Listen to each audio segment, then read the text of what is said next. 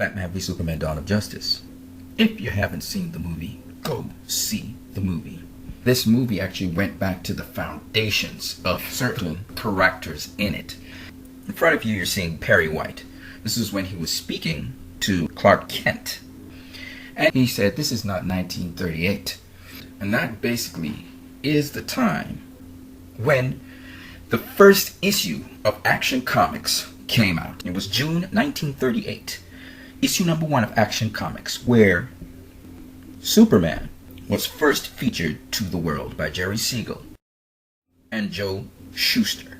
In this very first issue, we get a very brief breakdown of his origin story about Krypton being destroyed and he blasting to Earth, and that he lives on Earth as an American citizen, though having these unique abilities as a child. Also introduced in this very first issue is his alter ego, Clark Kent, as well as his love interest, Lois Lane.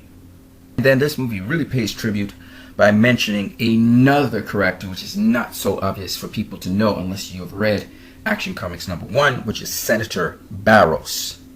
And for those of you who don't know who Senator Barrows is, Senator Barrows in Batman v Superman was the senator that tried to strike a deal with Lex Luthor. And here in the very first Action comic, Senator Barrows is again being the corruptible senator striking a deal with a gentleman known as Alan Greer. Here you see Barrows trying to work out a deal with Greer. Now we're going to talk a little bit about Batman. Of all the Batmans portrayed on the screen, from Lewis Wilson in 1943 to Christian Bale in 2012, I must say Ben Affleck's Batman definitely is hailing and harkening back to the original Batman. In appearance, in attitude, in even parts of the storyline, Ben Affleck's Batman is probably the closest thing you get to the actual original Batman, which is tribute again to the original Batman. I'll show you that in a minute. But also, if you look at the Arkham Knight Batman, very similar to the original Batman as well. Also a brawler kind of type looking Batman, big, strong. Here's Ben Affleck's Batman, very similar to the Arkham Knight Batman you just saw. And here before you is the original Batman, the very first issue of Batman in Detective Comics number 33, November the 1st. And here you see Batman swooping down on some criminals from the sky like a giant bat.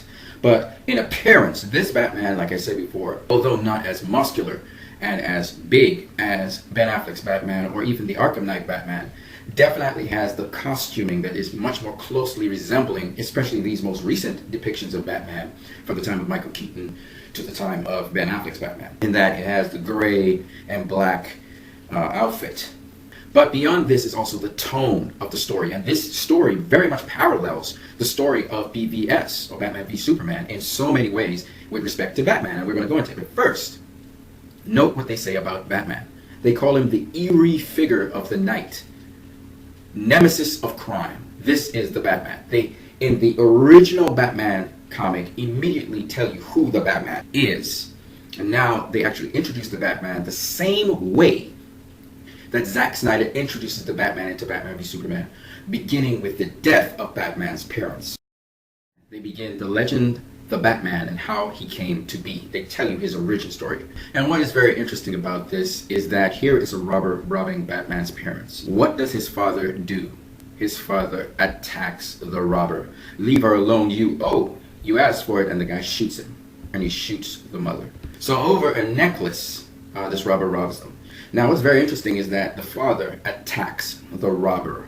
This is how it all happens. And this again is paralleled with what happened in Batman v Superman. I swear by the spirits of my dead parents to avenge the deaths by spending the rest of my life warring all criminals. Showing you Batman using science and also being in the peak of physical condition. It says here, trains his body to physical perfection until he's able to perform amazing athletic feats. And if you do recall, you saw a montage of Batman actually preparing with science and also training for Superman in Batman v Superman. Criminals are a superstitious, cowardly lot, so my disguise must be able to strike terror into their hearts. I must be a creature of the night. Black, terrible, A. As if in answer, a huge bat flies in the open window. A bat. That's it. It's an omen. I shall become a bat. Batman v Superman, as a kid, the bats embrace him and he becomes the Batman. After that scene, they move to the Metropolis scene. And Metropolis is basically like New York, right?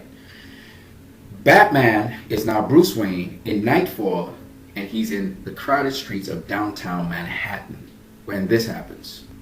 A little boy cries aloud and points to the sky. Now this is coming right after Batman becomes Batman. You know Batman becomes Batman. He lost his parents, right? Look, Mom, a dirigible, also known as a airship, like a blimp, okay? Suddenly red beams of light shoot from the ship. As the rays strike, the buildings explode, hurling their wreckage upon the crowded streets below. So buildings are blowing up and they're falling down on people. Think about this now. You see the people crying, help, help, save me. And you see this big beam coming down. Suddenly from the craft, we come to rule the world. Do not resist us, or the rays strike again. We, the Scarlet Horde, warn you. So a lot of people die, buildings collapse. Doesn't this remind you a lot of the Metropolis scene? And think about it, red rays of light. That's the same thing like heat vision with Zod when he cuts the building in half. Wayne Towers, because we saw a lot of buildings falling, but Wayne Towers also fell. And check this out. The dirigible gone. Rescue work begins. Bruce Wayne helps. Easy, old man. He's removing a beam from an old man whose leg was caught underneath it and crushed. This reminds us of Wallace O'Keefe when he was calling out to Bruce Wayne, and Bruce Wayne lifted the beam from between his foot. This Batman is literally ripped from the pages of the original Batman. The very first appearance of Batman in the comics, in Detective Comics 33, is following exactly the same storyline as Batman v Superman. That's how much Snyder and company paid tribute to the original Batman character. But there's more.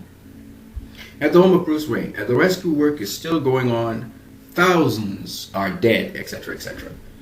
Same thing happened when Batman commented to Alfred. What happened in Metropolis? Thousands died.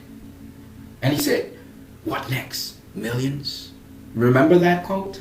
Came straight off of the pages. Straight off the pages of the original Batman comic.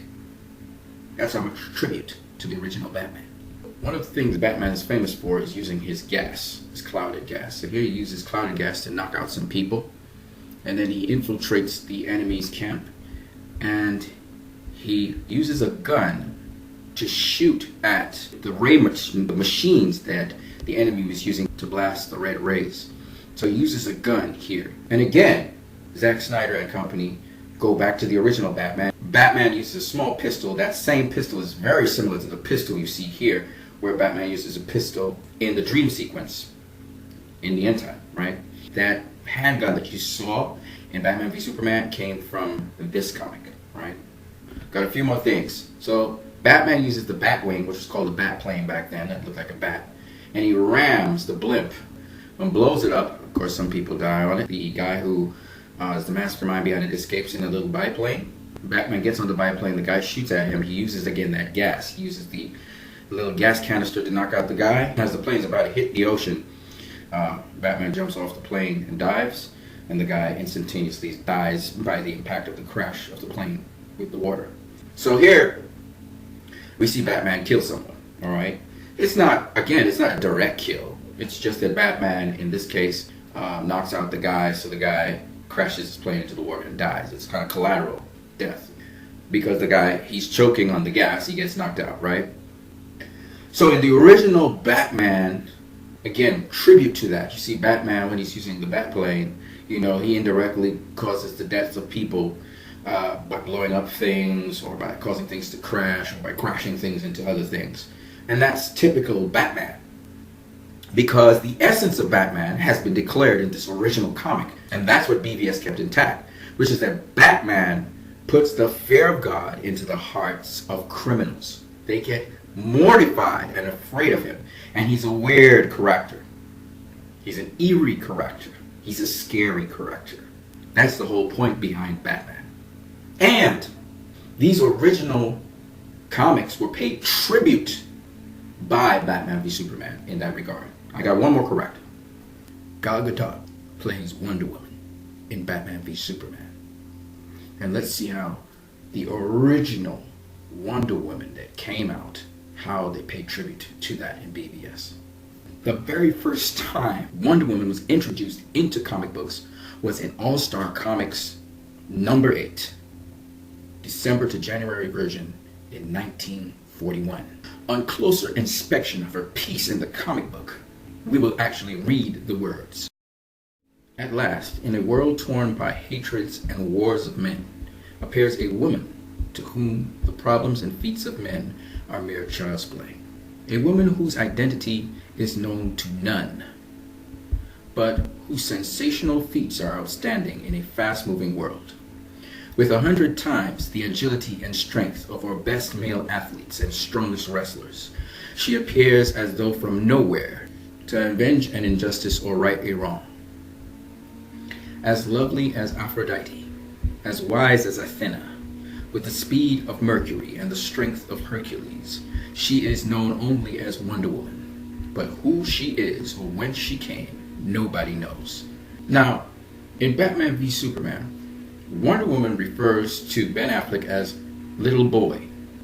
And that's because, again, you see from the dialogue, she looks at the feats of men as child's play. Her identity is known to none, and throughout BVS you hear Batman saying, "Who are you?" Because Wonder Woman appears on the scene as a mystery woman. In fact, at no time in the movie is she called Wonder Woman. For a brief moment in time, people know she's Diana Prince, but her real name is Princess Diana of Themyscira. They captured her strength, her speed, her agility, and she's been a soldier, a great fighter for a long time. And they highlight these qualities which you saw in Batman v Superman. You didn't know exactly who this woman was, but you saw her. Now the other thing, again, that they captured so well in this original introduction to Wonder Woman is her clothing. In terms of garb, the original Wonder Woman started off with a skirt or a dress. Now what we widely receive Wonder Woman to be dressed up as in the modern day, the Linda Carters of the world, which gives you the standard Wonder Woman dress, making her more into a sex symbol than into a warrior, which is what she really is. Or in more modern takes of Wonder Woman, we see her dressed from this sort of almost athletic dress all the way through to wearing pants. And then you see the version of Wonder Woman with the skirt. You even see Wonder Woman in a fully dressed suit, almost looking like an alien. All of these are different versions of Wonder Woman. Here is the version of Wonder Woman that you see with Gal Gadot, which here is the warrior Wonder Woman. While these all look somewhat more like if she's an athlete of some sort. And here is the original Wonder Woman dress that you saw depicted here. While Gal Gadot doesn't rely on the original crown and even the original color coding, her version of Wonder Woman, which is much more functional and much more military-like, does utilize a more skirt-like appearance, warrior-like function, combining both the athletic look and also the functional soldier look, so that the clothing actually pays tribute to the original Wonder Woman garb, which you saw on the original Wonder Woman, being a combination of the new and the old. Also in this early comic of Wonder Woman, we see the name Steve Trevor, and Steve Trevor is the pilot that crashes on Paradise Island. And Steve Trevor, a picture of him and Wonder Woman, is seen in Batman v Superman, the picture in 1918. So once again, Batman v Superman has paid tribute to the very first published comic on Wonder Woman. And I thought this was outstanding.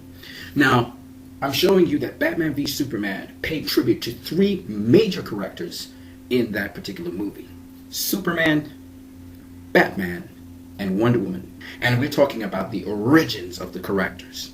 That is why this movie is so special, because there has never been in the history of any comic book movie a movie that pays tribute to the absolute origins of a character as this movie has done. No other movie has done that. If you guys haven't seen this movie, go see it. It's worth seeing. You guys have a great one.